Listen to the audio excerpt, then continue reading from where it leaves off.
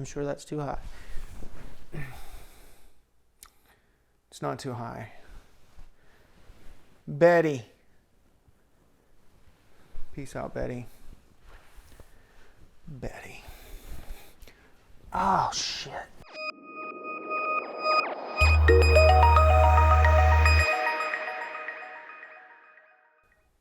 Word up, friends. So, in today's video, which is a Thanks Joe edition. Have I done a Thanks Jose edition yet? Because I don't actually drink Jose Cuervo tequila. Typically I drink 1800 or Alto. Yeah, I've had this conversation because I remember that I don't know how to pronounce whether it's Alto or Altos. But anyway, thanks Jim, thanks Jose, thanks Joe. So far, 3 really good friends of mine are all guys with J names. A couple of things that I want to talk about today. So it is January 29th, 2022. Because I'm a genius and I don't know what the fuck I'm doing, both of my books are online and available for purchase on Amazon. And I'm laughing at that because book 1 was supposed to go live on January 4th and it ended up going live around the 7th, I think. I might be wrong, but somewhere around there. A good 3 or 4 days passed when I wanted it to, but not a big deal. And book 2 is not supposed to go live until February 4th, which, by the way, January 4th and February 4th were arbitrary dates that I picked because, I don't know. I just needed to pick a day. So I picked the 4th because 4 is my number, and I definitely wanted them published in January and February. But even though book 2 launched prematurely, it's not normally a problem for me. I swear. It was a penis joke, because premature ejaculation. Anyway, yeah, I got both books for sale online. This is like a monumental moment. And Shadow went live this morning. It's Saturday, by the way. Went live this morning. It's not supposed to. The ebook is available for pre-order. Here's something that I think I've learned, and I don't know if this is the actual way to do this or if I'm just finding a way to cheat, which is one of the things that I've learned to do in the years that I've been a freelancer. Is if I don't know how to do something in Adobe Premiere or Adobe Photoshop or with my camera equipment or whatever, I will find a cheat. I will just figure out a way to make it work in the moment doing whatever I'm doing rather than invest the time to try and ask the German, ask Anya. She will tell you that the way I would edit my illustrations for the print books or print and ebooks was quite inefficient. Anyway, so I'll find a cheat. So this may be a cheat, but I want to record it here because this is part of my process. So getting a book online for sale is very easy if all you want to do is just upload it and let it happen, kind of thing. But I'm learning that your top POD or print on demand sites are, and this is not the order of importance or value or whatever, but KDP, Kindle Direct Publishing, which is Amazon, Blurb, Bookbaby, and IngramSpark. Those, according to my research, are the 4 best and most popular print-on-demand services for self-published authors like myself. And depending on what you want, some work better than others. So obviously Amazon represents, I think it's 70% of book sales in the United States, which means you really want to do well on Amazon. You can go strictly with other booksellers, but you're cutting out 70% of your market if you don't go through Amazon, which is frustrating. It is for various reasons. Amazon is one of those companies that it's, love-hate thing. I would say that in part they are responsible for me being able to do what it is that I do now, simply because they changed the landscape of book sales when they opened in whenever. I think. I'm pretty sure. Whatever. But beside that, there's questions about how they treat their employees and how they treat the planet and yada, yada, yada. All of those things. This is not the point. This is not the place for that conversation. If I want to really give my books a chance to succeed, I have to use Amazon. Kindle Direct Publishing is the best way to sell books on Amazon because it is Amazon. On the other hand, Blurb tends to have the best print options, according to the research that I've done. Bookbaby is like the worst of the four. I've not been very happy with Blurb. I've been using Blurb and KDP, but hold on a second. IngramSpark seems to be the best for kind of broad distribution. Blurb did this funky thing where the German saw that Shadow was available for pre-order, because Blurb does this really ridiculous thing where I'm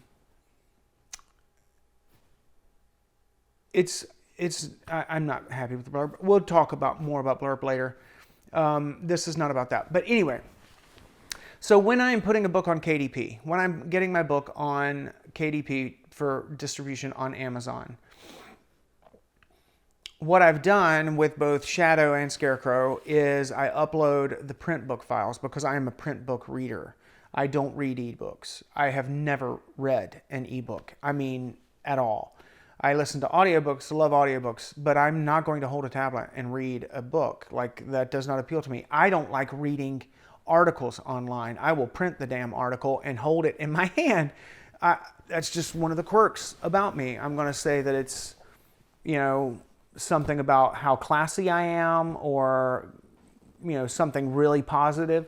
But the reality is I'm just an old man, apparently, and stuck in my ways. And it is just a matter of time. I'm literally biding my time until I'm the old man who just starts most of my conversations with, when I was your age. I'm getting there, so give me time. But what I would do is I would upload the print files first, because I'm a print book kind of guy, and I want to order author copies, not proofs, because proofs have the proof banner. I want to order advanced reader copies, basically, physical advanced ARCs, because I want to give them as gifts to people who are listed in the acknowledgments, or to people who have really contributed to the process, or who have inspired a specific part of the story, or whatever reason. I don't know what the best way to do that is. So I was buying them through Blurb, and because Blurb doesn't try to sell the book until I tell it to sell my book, but it's already showing up in Germany as a pre-sale from Blurb, even though I didn't tell it to sell the book yet. So I'm confused about that. But what I would do for Amazon, KDP, again, focus, is I would upload the print book, and then when I got the print book up and told it to publish, it would ask me if I was ready to do the ebook version. And I would say yes. And so then I would upload the ebook that Anya designed specifically for, not like Blurb, you upload the print book and then it takes my PDF and converts it to an ebook, which I don't want, because I literally have a designer who formatted the ebook for ebook specs, even though they all change the formatting when I upload it, whatever. KDP, I would upload the print book before the ebook. And when I finish the print book, it asks, do you want to upload your ebook? And I would say yes, and go ahead and upload the ebook. Well, with the ebook, you have a chance. You have an option to select a launch date. I can't remember what it's called now, but you can literally tell it to make it available for pre-sale and then to go live on this day. Very easy, very simple. You can't do that anywhere that I've found with the print book. So I think with book 3, what I'm going to do is I'm going to upload the ebook first, set that launch date, make it available for pre-order like a month ahead of time, because that seems to be a fairly common way to do it. And then I'm assuming that when I finish uploading the ebook files, my throat has been dry all morning. I swear. Actually, I can't swear that I don't have COVID because I haven't been tested. I'm thinking that when I get the ebook files uploaded, KDP will automatically say, do you want to upload the paperback or hardcover version? At which point I would say yes. And one of two things would happen at that point. Either it would give me a note saying or asking me if I want the thing to go live when the ebook does, which would be ideal, Amazon. Or otherwise, I would just get it all the way to the point where it's saved, everything is uploaded, I've ordered a proof, done all of those things, and now all I have to do is click publish my book, which can take up to 72 hours. So, but it has not taken that long for me yet, and because I'm assuming that's because my files are designed correctly.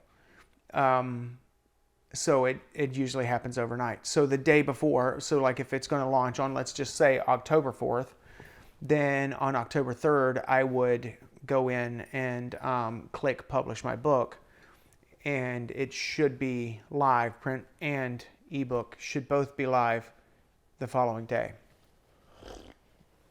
So that would be a workaround, a cheat, to start with the ebook, set the launch date for it, and then, and it's not called launch date, it's called make available for pre-sale.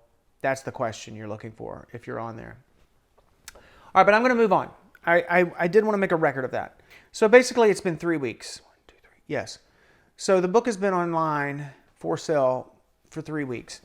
I believe, I don't know if I told you this or not in the last video, but Hidden Gems, I signed up for up to 100 reviewers. Only 10 reviewers signed up for it. Turns out they don't have a huge reader group who reads dark fantasy or fantasy in general. I think most of their people want to read romance. But I don't know where I got that. I don't know if I read that or if I just assumed it. But either way. So the book has been up for 3 weeks. I only had 10 reviewers sign up with Hidden Gems. I'm assuming that Shadow will receive less than 10, maybe 8 max, because I got 2 bad reviews and both of those came through Hidden Gems. And that's what I'm going to do today. I'm going to read you the reviews that I received. All right. So I have 11 ratings currently. 3 weeks in, I have 11 ratings, which is, I've got 3.9 stars out of 5. So not bad. I have 11 global ratings, but I have 9 reviews, I think. So I had a couple of people just give me a star rating. And then so 3 people just gave me a rating without writing a review. So right now, just to break it down, 55% of my reviews, which are 11, only 11 reviews or ratings, 55% of those are 5-star. So more than half love it. 11% is represents 4 stars. So that is 66% of the people who've read the book have given it a 4 or a 5-star, right? Another 11% gave it 3 stars. Another 11% gave it 2 stars. And another 11% gave it 1 star. Basically, all those 11% is one rating. So one person out of 11 gave it a 1 star. One person out of 11 gave it a 2 star. One person gave it a 3 star. One person gave it a 4 star. I think. So 4, or maybe it's 2. We'll see. All right, so Alina Hart,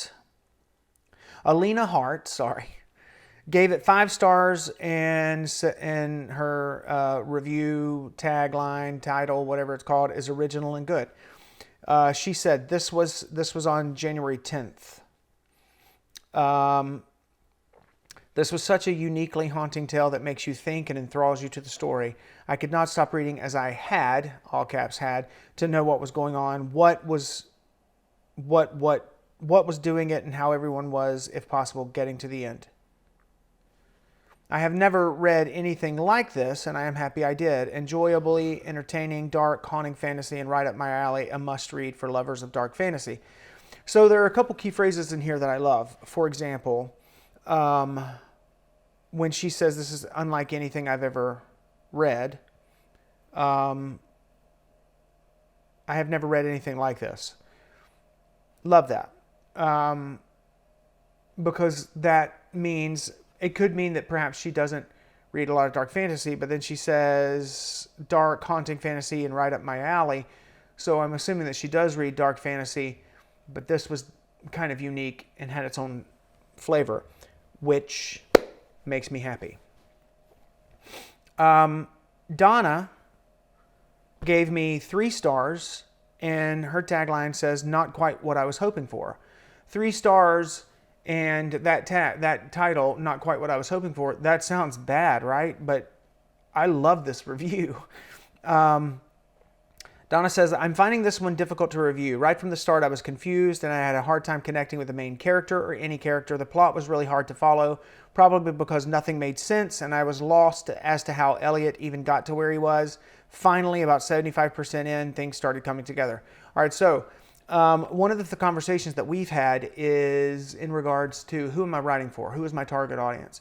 Am I writing for the masses? Am I writing to market? Am I writing popular fiction that is easy to read, easy to consume?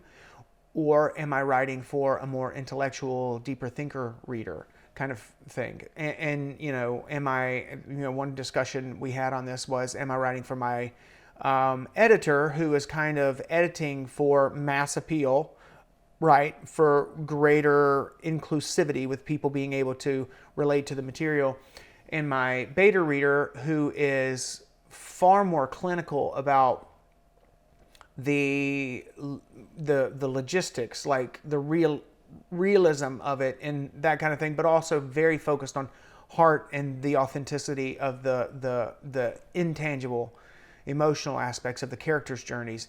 And like me, she doesn't want things to be overly explained. So I have those two extremes kind of working to help me polish this. And the answer is I'm ultimately writing for me, my alpha reader, not my beta reader, not my editor. I'm writing for my alpha reader. I'm writing for myself. I have to love what I'm writing. Now, I'm not criticizing writing to market at all. It really is all about what you're wanting. If writing to market seems to be one of the better ways to write if you strictly want to make money doing it. I'm not criticizing writing to market. That is an absolutely viable and respectable, it's supply and demand. You see that there is a demand for this, you supply something. It's like commerce, economics, capitalism, whatever, 101. But that's not what I'm doing. So I knew that I was going to have mixed reviews. So first review, I get 5 stars. Second review, I get 3 stars, and it begins not quite what I was hoping for. This, being very confused, struggling to connect with the characters, which a couple of people said, as you'll see, all of that is like, I expected that, because I'm not going to explain everything. Going on, Donna says, I understand this is dark fantasy, which I read a lot and love. So she should know. I understand that there is a sort of mystery to it, but I feel that there should have been a more gradual release of information, giving us a sense of how it is coming together. I wouldn't have felt so lost and finding it hard to keep going. Now, I can understand that. I would not have changed that. I would not have done, because I was meticulous on where I released information and how much information I released. And like that laugh is me laughing knowing that people are going to be pissed off. When you get to, assuming that you're reading my books, which if you're not reading my books, what are you watching these videos for? Assuming you're reading my books, there are a lot of people going to get really pissed with me when they get to book 3.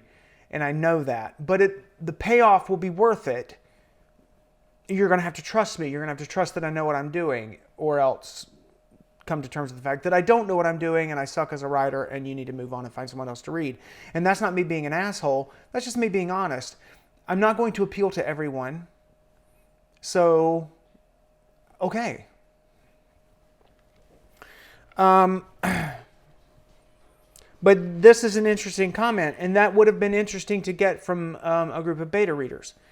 Obviously, it's too late at this point. I did have those discussions with my editor and my beta reader, but I will say that once things started making more sense, it was interesting. But again, I still never got all my answers, although they may appear in the next book. Still never got all my answers. No, you did not get all your answers. Most of your immediate answers will be explained in the next book, because that's the culmination of the story of book 1. Again, that used to be one book together, those 2 books. So this is definitely the first half of this story. But even when you finish book 2, you're not going to have all the answers. There are going to be some answers you won't have even after you've finished reading the series, because that's life. And I don't want to alienate readers, but whatever. I did find myself feeling empathy for Elliot, but it wasn't enough for me to connect with the character, which I find interesting. A lot went into the writing of this book, that is obvious, and a lot of imagination went into the characters and so much about the Darkwood, the Koloss, and the Woodsman, Talker, and Stalker. It was pretty wild and pretty dark, which I like. This story really could have been so much more. I would kind of like to know what happens now, but I'm not sure if I'll continue with the series or not. So Donna, if you do continue with the series, I would be fascinated to know what you think of book 2. I can't really tell you why I love this review so much. It's negative. For the most part, it's negative. It does have a couple of really positive things in it, like, a lot of writing effort went into the writing, and, it was very imaginative and pretty wild and pretty dark. That's a compliment to me. But this story really could have been so much more. Is not. Here's an interesting thing. Book 2, in my opinion, is a much stronger, better book than book 1. Book 1 is limited by the story I am telling in that book, because it literally centers around Elliot and 2 guys with a spattering of other characters, but it is very focalized on Elliot, on one person, on one character.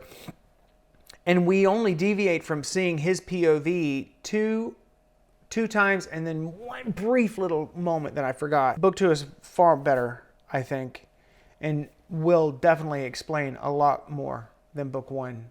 Book 1, really, we barely deviate from Elliot's POV, so I can't explain what Elliot doesn't know. Does that make sense? Book 2 is when he meets people who actually give him straight answers about a lot of the things that he has questions for. All right, next review. And this doesn't have a name. This just says Amazon customer. This person gave it 1 star, and the opening line is so hilarious to me. A boy hunts scarecrows in a dark wood. That sums up the entire book, and I think it's hilarious. All right, so, and I'm not laughing because I don't take it seriously. I'm not laughing because I think this person is dumb. I'm laughing because I think the review is hysterical. And nothing's inappropriate or incorrect about what they say. All right, so let me read it. To be honest, I didn't understand this book at all, which I can't help but kind of like. And again, that's because I'm writing for a very specific type of reader, me, right? It's very likely that this person, if they were reading books, a lot of fantasy, dark fantasy novels that I've read that I'm like, that annoy the fuck out of me, they would like them because that's more their style, right? So that's cool. But to be honest, I didn't understand this book at all. It was weird and I couldn't get into it. It seems, I love that, it seems to be about a boy named Elliot who travels with two men without names, but the ones he calls them.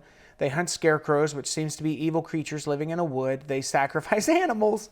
Such a bizarre tidbit to throw out there. Along the way, they encounter a mysterious man that Elliot takes to be a wizard, but that his companions fear. He ends up with dreams of his mother after the encounter. He thinks she abandoned him, so he hates her. So the dreams make him feel shame because in them he loves her. He ends up meeting the man along the way, along with other characters. I felt the people in here were very ambiguous. And yeah, they are ambiguous because I didn't want them to be cookie cutter black and white. You know, I wanted them to have depth and to have and retain a bit of mystery, especially characters who stick around for a while. Like Talker and Stalker, I don't want you to know who they are at the end of this book. I want you to have a good, solid understanding of Elliot, but really, he's the only character I want you to understand. Next review, I got 2 stars from Jelly Tot Smuggler. Jelly Tot Smuggler or Jelly Tot Smuggler? Smuggler, Jelly Tot Smuggler. I'm assuming this is the name of this person suggests they smuggle jelly tots or jelly tot. No idea what that means. All this says is ARC review, spoiler free. The tagline, no real title. This is what Jelly Tot Smuggler said. The plot has potential and the author has put a lot of work into this book. However, I just couldn't relate with the main character. I struggled to get through this slow-moving, confusing, and overly descriptive story. So there is a theme cropping up with these last 3 reviews, a 3-star, a 1-star, and a 2-star, where people can't relate to the characters and they're confused because not enough is explained. The overly descriptive part, God, they really, Jelly Tot Smuggler, be glad you didn't read my old other versions. If you think this is overly descriptive, my God. But again, these negative reviews basically tell me who I'm not writing for.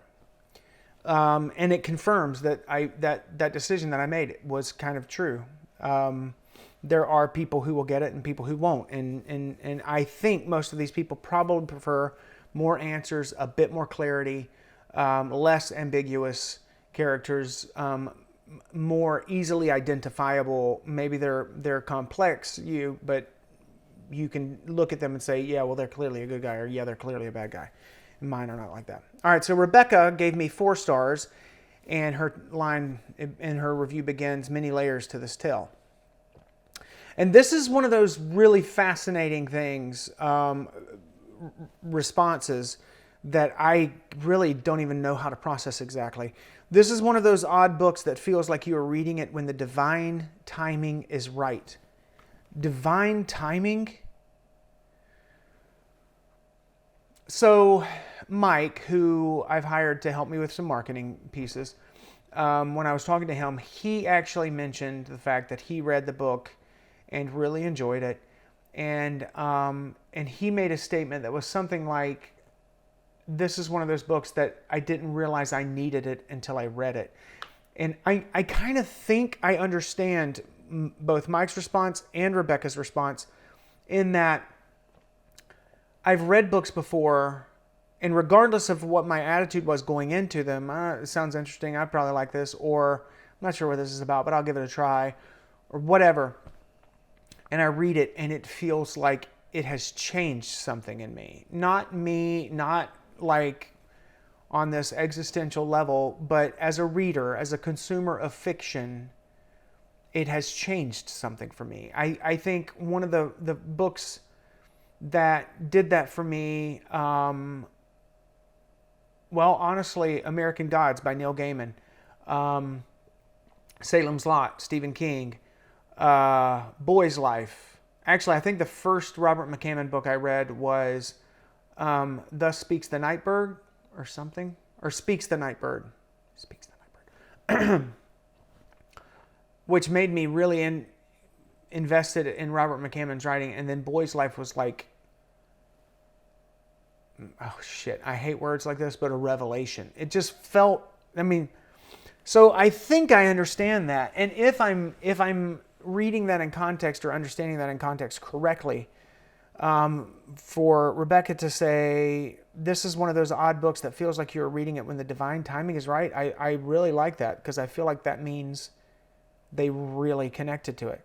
I see a lot of Eliot's life lessons mirrored in the current events and happenings in this day and age. This book reads like a mythological tale, fable, and fantasy all in one. A book with many levels, interpretations, and meanings. On the surface, it's about a young boy on his journey to become a man.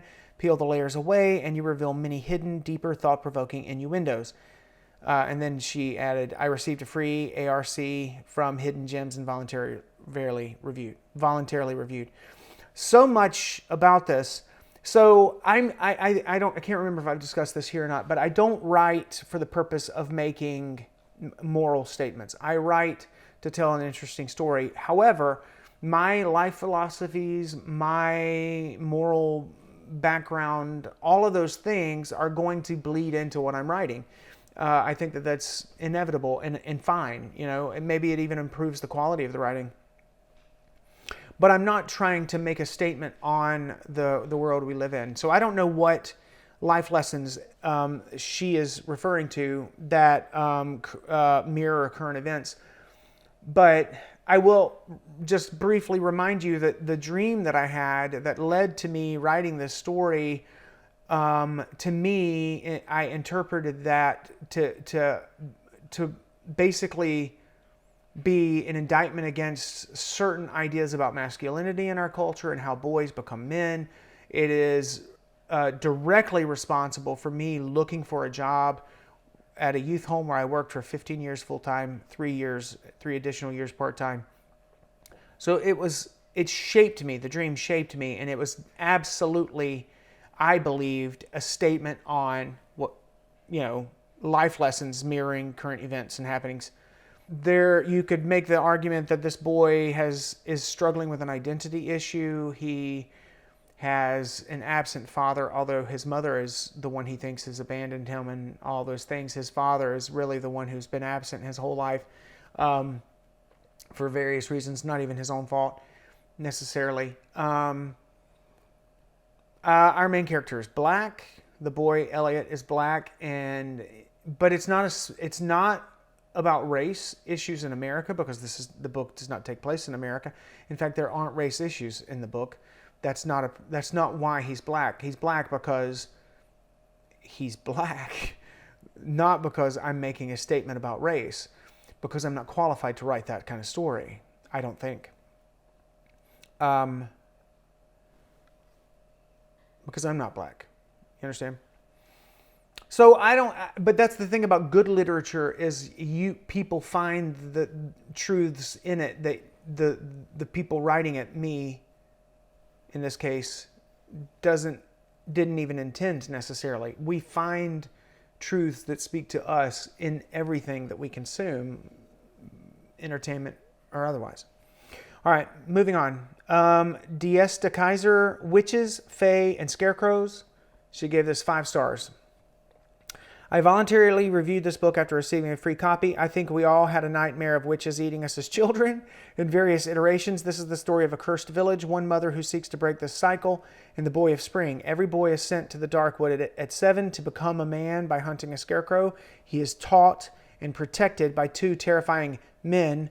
While there were spots not appropriate for younger readers, older teens should be able to read this incredible coming-of-age story with just the right amount of terror and hope. Excellent storytelling, world building, and pace. Love this review. Diesta, if you read book 2, you'll understand why I was very explicit that this was not written for children, because book 2 gets kind of explicit pretty quickly, and I definitely would not encourage I mean, if you're 16, 17, 18 years old, then you probably are listening to worse things in music, but still, it's not for children. All right. Melissa gave me 5 stars. I very rarely have read fantasy books in my life, but I gave this one a chance and loved it! Exclamation point. So here's her review. I've been given a free copy of this book for my honest review in return. At first, when I started this book, I was beyond confused. I do read tons of horror books, and Stephen King is my absolute favorite. However, I have never really read fantasy books. This is a mix of both. I was confused in the beginning with Elijah. Melissa, his name is Elliot, but I very much appreciate the review, so call him Elijah if you want. I was confused in the beginning with Elijah, what he was feeling, and just getting a feel for his character. Which, again, the prologue, which is not listed as a prologue because people tend to not read prologues, is all in his head, and he is actually split into 2 parts, and it is very confusing, and I knew that, that would be difficult for readers because of how confusing it is, but I wanted you to be just shoved right into his headspace, so that was intentional. Then she says, then within the first 20 pages, I was hooked. So yeah, she made it through that initial prologue, and somewhere in the first chapter-ish is when she really got it. Elijah's character really took shape. I will say, if you love a good horror fantasy story with witches, vampire creature, a wicked place literally called the Darkwood, written by an obviously talented author, then buy this. It captured my complete attention until the end. Great review. So there we go. Anyway, that's it. That's all the news that is news from across the nation. It is nice to have the books actually online for sale and to have reviews coming in. And I can tell you that the first day that I realized I had reviews and I started reading them, and it was literally a mixed bag right down the middle. Like I had a 3, a 4, a 5, a 2, a 1. Like I had one of each. And that was a bit like, ooh, because at that point, the reviews that I've received since then have mostly been 5-star reviews. Or 4 and 5. They've all been 4 or 5 stars.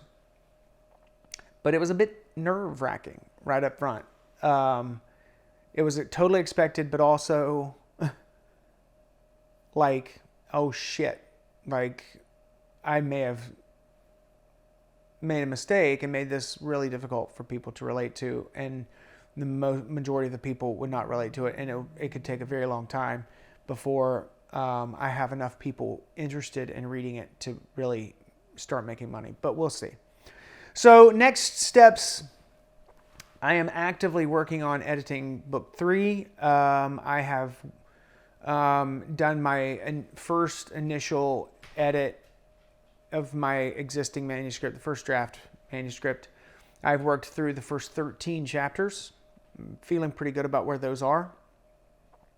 I already have about 7 illustrations, I think. 7 or 8 illustrations. Actually more from Logan. Yeah, so things are going well, but beginning now, I'm going to have to start learning to master things like BookFunnel, and I'm putting books on for review on Booksprout, and I will probably move to IngramSpark for Bones rather than book 3, the Singing Bones, rather than using Blurb, because I've not been happy with Blurb, but we'll get into that in another video. But right now I have to start reaching readers. So BookFunnel, subreddits, Facebook groups, those kinds of places where I'm going to try and find readers. That's going to become my most critical work as far as books 1 and 2, and trying to drive sales and get reviews and those kinds of things. So that's where I'm going next. Editing book 3 and marketing books 1 and 2. So that's it. I don't have anything else to say. Peace out, home skillet. I hope you're all doing well. I hope you're taking care of yourselves. Listen, you're hustling, you're doing your thing, but you know, you got to get enough sleep. You got to take care of your body. You need to eat right. You need to drink plenty of water. Just be healthy, because otherwise you'll be sick, and hustling and killing yourself to make money is not worth it, no matter what your hustle is. Right, because it makes you happy. Right, because it puts life in you. But just make sure that you're taking care of yourself. Okay? I hate it every time I blow a kiss at the freaking camera. I don't know why I do it.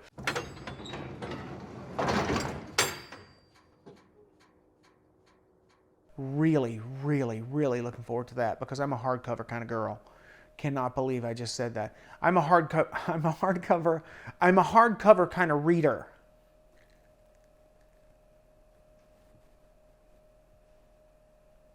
I prefer hardcovers because I'm classy, bougie, ratchet. I don't know the words to that song. I'm going to stop.